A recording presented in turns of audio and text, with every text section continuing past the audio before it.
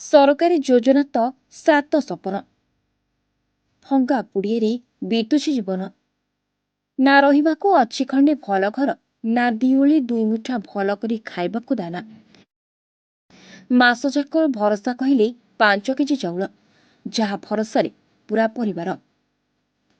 ଥରେ ନଜର ପକାନ୍ତୁ ଏହି ଚାଳିଆ ଘରକୁ, ଯୁଆଡ଼େ ନଜର ପକାଇବେ ସିଆଡ଼େ ଖାଲି ଦରଭଙ୍ଗା ଆଉ ଫଟା କାନ୍ଥ। ଗୁହାଳ ଠାରୁ ବି ଶୋଚନୀୟ ଏହି ଘରର ଅବସ୍ଥା। ଚାରିଆଡ଼େ ପାଣି କାଦୁଅକୁ ଦିନରେ ସୂର୍ଯ୍ୟ ଆଉ ରାତିରେ ଜହ୍ନ ଦେଖାଯାଉଛି ଏହି ଘର ଭିତରୁ। ଚାଳର ଛପର ଏକ ପ୍ରକାର ନାହିଁ କହିଲେ ଚଳେ। ଅର୍ଥ ଅଭାବରୁ ପାଲ ଟାଣି ଜୀବନ ଅତିବାହିତ କରୁଛନ୍ତି ଅନୁରାଧା ଆଉ ରେବତୀଙ୍କ ପରିବାର। ଘରର ଅବସ୍ଥା ଯାହା, କେତେବେଳେ ଯେ ଭୁଷୁଡ଼ି ପଡ଼ିବ କେହି କହିପାରିବେନି। ଆଉ ଏହି ଦରଭଙ୍ଗା ଘର ହିଁ ପାଲଟିଛି ମୁଣ୍ଡ ଗୁଞ୍ଜିବାର ଶେଷ ଭରସା। ଆମେ କହୁଛୁ ଢେଙ୍କାନାଳ ଜିଲ୍ଲା ଗଡ଼ପଳାଶୁଣୀ ଗ୍ରାମର ଅନୁରାଧା ପ୍ରଧାନ ଓ ରେବତୀ ପ୍ରଧାନଙ୍କ କଥା। ଦୁଇ ଯାଙ୍କୁ ଖାରିଛି ପରିବାର ପ୍ରତିପୋଷଣର ଚିନ୍ତା। ଉଭୟ ପରିବାର ଦିନ ମଜୁରିଆ ଶ୍ରେଣୀରେ ହୋଇଥିବାରୁ ରାତି ପାହିଲେ ସ୍ୱାମୀମାନେ ଚାଲିଯାଆନ୍ତି ଦିନ ମଜୁରୀ ଖଟିବାକୁ। ଦିନ ମଜୁରିଆ ଭାବେ କାମ କରି ଯାହା ରୋଜଗାର ହୁଏ, ଦୁଃଖେ ସୁଖେ ପିଲାଛୁଆର ସଂସାର ଚଳେ। ପିଲାଙ୍କୁ ଭଲ କରି ଖଣ୍ଡିଏ ଖାଇବାକୁ ଦେବା, ଭଲ କପଡ଼ା ଖଣ୍ଡିଏ ଦେବା ପାଇଁ ଏମାନେ ଅସମର୍ଥ। ଘର କରିବେ ବା କେମିତି? ବାସହୀନଙ୍କୁ ଘର ଯୋଗାଇ ଦେବାକୁ ସରକାର ଅନେକ ଯୋଜନା କରିଛନ୍ତି। ହିତାଧିକାରୀଙ୍କ ପାଇଁ ମୋ କୁଡ଼ିଏଠାରୁ ଆରମ୍ଭ କରି ପ୍ରଧାନମନ୍ତ୍ରୀ ଆବାସ ଯୋଜନା ରହିଛି। ହେଲେ ପ୍ରକୃତ ହିତାଧିକାରୀ ଏହି ଯୋଜନାର ଫାଇଦା ପାଇପାରୁନାହାନ୍ତି। ରାଜ୍ୟ ସରକାରଙ୍କ ଏତେ ବର୍ଷର ଶାସନ ଭିତରେ ବି ଏବେ ବି ସରକାରୀ ସହାୟତା ପାଇପାରୁନାହାନ୍ତି ଅନେକ ଲୋକେ। ଆଉ ଏଠି ଉପହାସ ପାଲଟିଛି ସରକାରଙ୍କ ଆବାସ ଯୋଜନା। ସରକାରୀ ଯୋଜନାରେ ମୁଣ୍ଡ ଗୁଞ୍ଜିବା ପାଇଁ ବହୁବାର ବିଭିନ୍ନ ଅଫିସକୁ ଧାଇଁଲେଣି, ହେଲେ କିଛି ଲାଭ ହେଉନି ବୋଲି ଏମାନେ ଅଭିଯୋଗ କରିଛନ୍ତି। ଅଭିଯୋଗ ତ ଆମେ କିଛି ପାଉନୁ, ଘର କିଛି ନାହିଁ, ପାଲ ବାଟିକି ରହିଛୁ, ଘର ଖଣ୍ଡିଆ ନାହିଁ, ଏତେ ହଇରାଣ ଅସୁବିଧା। ପୁଅ ଝିଅ କେହି ନାହିଁ, ସବୁ ପାଠ ପଢୁଛନ୍ତି। ଝିଅକୁ ବାହାଘର କରିছে, ଜଣେ ଲୋକ ରୋଜଗାର କେମିତି ଚଳିବୁ? ଏତେ ହଇରାଣରେ ପାଲ ଖଣ୍ଡିଆ ବାରିକି ଆମେ ରହିଛୁ, ପାଣି କାଦୁରେ ବୁଡ଼ିକି ରହିଛୁ। ଆଉ ଏତେ ନେହୁରା ହେଇକି ଏତେ ଥର ଡାକିଲୁ, କହିଲୁଣୁ ସରକାର ଜିନିଷ ପାଇବୁ ବୋଲି କିଛି ପାଉନୁ।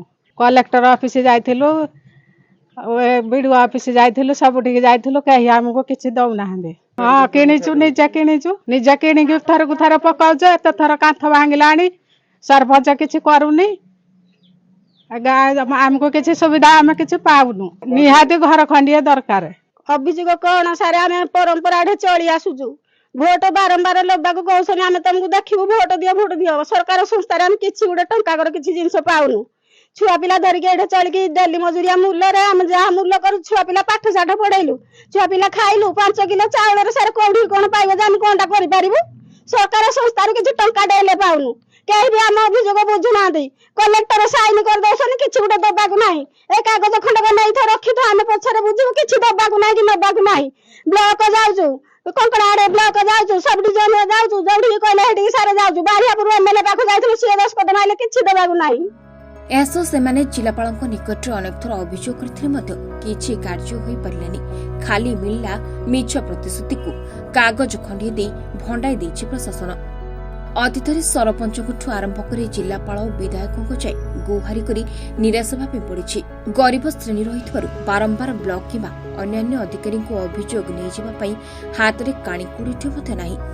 ତେବେ ଏନେଇ ଭିଏଚ୍ଆର୍ସିର କାର୍ଯ୍ୟକାରୀ ସଭାପତି ଦୁଃଖବନ୍ଧୁ ବିଶ୍ୱାଳ, ବ୍ଲକ ସଭାପତି ବିରଞ୍ଚି ସାହୁ, ସମ୍ପାଦକ ରଞ୍ଜିତ କୁମାର ସାହୁଙ୍କ ମାଧ୍ୟମରେ ସେ ପ୍ରଶାସନକୁ ନିବେଦନ କରି କହିଛନ୍ତି ତାଙ୍କୁ ଆବାସ ଯୋଜନାରେ ଘର ଖଣ୍ଡିଏ ପ୍ରଦାନ କରି ଅନ୍ତୋଦୟ ଯୋଜନାରେ ସାମିଲ କରିବା ପାଇଁ ଅନୁରୋଧ ମଧ୍ୟ କରିଛନ୍ତି। ଆମେ ଆଜି ଖବର ପାଇକି ଆସିକି ପହଞ୍ଚିଲୁ ଢେଙ୍କାନାଳ ଜିଲ୍ଲା କଙ୍କଡାହାଡ଼ ବ୍ଲକ ଗଡ଼ପଳାଶୁଣୀ ଗ୍ରାମରେ। ଗଡ଼ପଳାଶୁଣୀ ଗ୍ରାମର ହେଉଛନ୍ତି ରେବତୀ ପ୍ରଧାନ ଏବଂ ଅନୁରାଧା ପ୍ରଧାନ, ଯିଏକି ଭଙ୍ଗା କୁଡ଼ିଆରେ ଦିନ କାଟୁଛନ୍ତି। ଏ ମାଉସୀ ଜଣକ ତ ବହୁତ ଦୁଃଖ କଷ୍ଟରେ ଦିନ କାଟୁଛନ୍ତି। ବର୍ଷା ଦିନେ ଘରେ ଆଣ୍ଠୁଏ ପାଣି।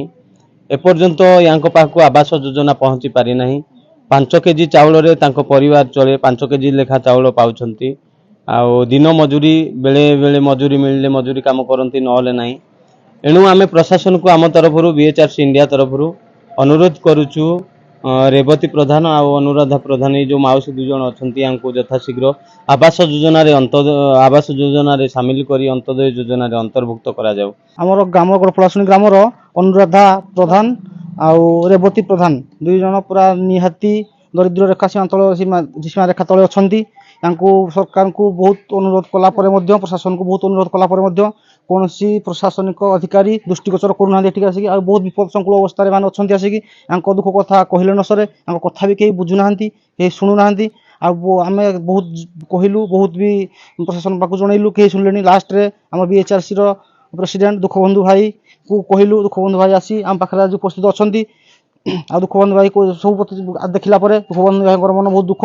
ଆଉ ଦୁଃଖବନ୍ଧୁ ଭାଇ ତାଙ୍କ ପ୍ରତିଶ୍ରୁତି ଦେଇଛନ୍ତି ଯେ ପ୍ରଧାନମନ୍ତ୍ରୀ ଆବାସ ଯୋଜନା ଖଣ୍ଡିଏ ତାଙ୍କୁ ବହୁତ ଶୀଘ୍ର କରାଇଦେବେ ବୋଲି ପ୍ରଶାସନଙ୍କ ନିକଟରୁ।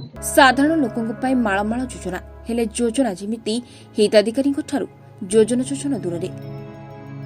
କଙ୍କଡାହାଡରୁ ରଞ୍ଜିତ କୁମାର ସାହୁଙ୍କ ରିପୋର୍ଟ, ରିପୋର୍ଟର୍ସ ଟୁଡେ।